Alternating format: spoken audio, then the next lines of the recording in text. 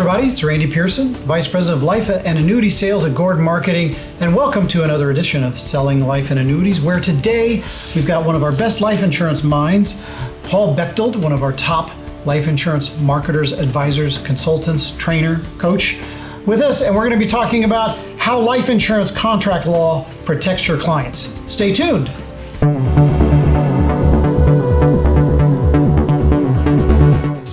You know, I mentioned, by the way, that you're one of the top members of our team here at Gordon Marketing, and I would like to take just a moment and mention to the agents that are taking a look at this video that within our life insurance department here at Gordon Marketing, we certainly have Paul Bechtold.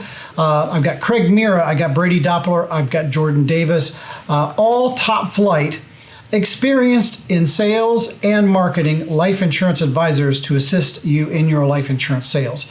On the annuity side, we've got Tim Luby, Brendan Crook, and Ben Mount, top annuity minds that can assist you in expanding your business into the indexed and MYGA space, annuity space, if that's something you want to get into. Today, as I mentioned, we've got Paul Bechtold with us, and we're going to talk a little bit about life insurance contract law, something that perhaps a lot of advisors out there have not spent much time thinking about, but life insurance policy is a contract. So can you explain maybe what we're going to get into a little bit today?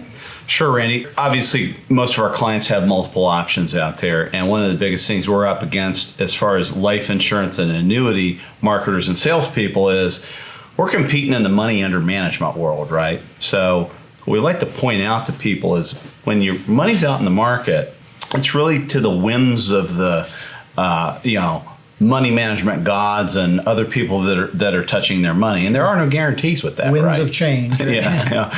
Somebody else has got your money; they're doing things with it. And what is some of the phrases that you see is that past performance is no indication of future expectations. You know, that's one of the things you see, or they really, in a very sly kind of way, kind of tell their client that, hey, we're not responsible for your future growth and potential, right? Whereas one of the things we like to point out, and in many of the products and the strategies that we use, whole life, IUL, indexed annuities, MYGAs, whatever the case may be, is we have a strong anchor with guarantees. Right. Okay, we can show them how by what the contract states that we have guarantees baked in to those contracts, and that we can have no loss of performance. We have minimal expectations of performance within those products. So guarantees and minimum expectations of performance. Are there other advantages or things that are to the client's favor in the use of a contract? Well, yeah, as in any contract, if you read the contract, it tells you exactly what you can expect as a consumer. It tells you what you are legally bound to, and that helps both the client, and it also helps protect the insurer, and to a degree, it helps protect us with Gordon Marketing as well, right? I always like to say there's the client's part, there's the advisor's part, and there's the carrier's part, yeah, right? Sure. And having a contract in place to depict exactly what the performance characteristics should be greatly protects all those parties. So you mentioned words like protect and insulating the consumer against risks. I mean, what are some of those risks? What are some of the pitfalls that the client is avoiding by the use of a life insurance contract? Well, the first one and most obvious, and when we talk about the most, is the downside market risk. You know, those variable products out there, stocks, bonds, mutual funds, real estate investment trusts, any variable type of contract that can go up with the market, but when the market comes back down, can come back down with it. Sure. That is the biggest risk. And it's not the gain of the asset that matters. It's the protection against the loss for the consumer that is most advantageous, as we know. Okay, all right. So, an agent out there, when they hear us talking about a contract, might think complexity. Is there a high degree of complexity that perhaps a budding life insurance agent needs to become familiar with to be able to explain a contract in a sales setting?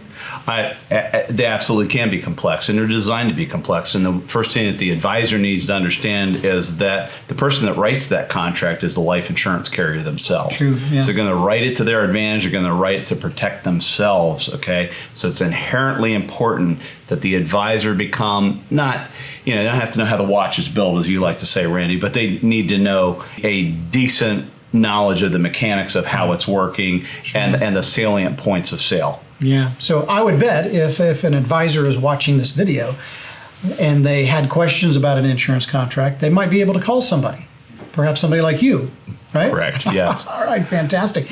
And I do happen to know that if an agent is selling insurance through a particular carrier or a particular life insurance product, that we can get them a specimen contract. They could even get that specimen contract and provide it to the client prior to the sale, which might be advantageous if the client wants to see it. So contract law, life insurance contracts can be a complex issue. I guess what we're really trying to say is that we can make the advisor, the professional insurance agent's life much simpler with our coaching, our mentoring, our tutoring, and the expertise that we've got on staff here at Gord Marketing. Correct. I would like to add one other thing, Randy, and that is this. And this is where the advantage swings back to the agent as well. Okay, when we're out in the market and we're selling things like stocks, bonds, mutual funds, money under management, variable products, we have to have a much heightened degree of licensure and be able to pass regulation. Yeah. We're in front of regulatory compliance departments like FINRA, for example, and we avoid a lot of that. I am proud to say that I don't have all those letters behind my names, but I avoid all the scrutiny that goes along with it by being able to do the kinds of things we do with this simple life insurance license. Yeah, absolutely. Well, listen, once again, if you're an agent out there and you've got questions, we stimulated your interest, encouraged you to reach out to us, please do so. You can contact myself, Randy Pearson, here at Gord Marketing, or Paul Bechtold. We're here to help you become the best life and annuity agent you can be. I want to thank you for watching this episode of Selling Life and Annuities. Tune in every Tuesday for a brand new episode, and make sure you click subscribe down below. And we will see you next week for a brand new episode. Thanks.